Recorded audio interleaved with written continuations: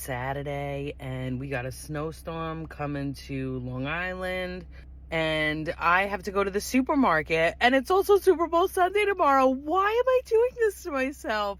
Why? You know, everybody's gonna be out buying fucking milk and bread to make milk sandwiches, I guess. Lord, pray for me. I'm going in.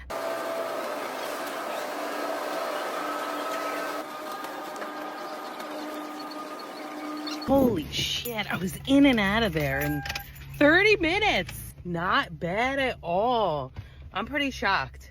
I mean, I knew what I had to get. I had a list. I know where everything is, so that's helpful. I did the self-checkout in and out like a gentleman in 30 minutes.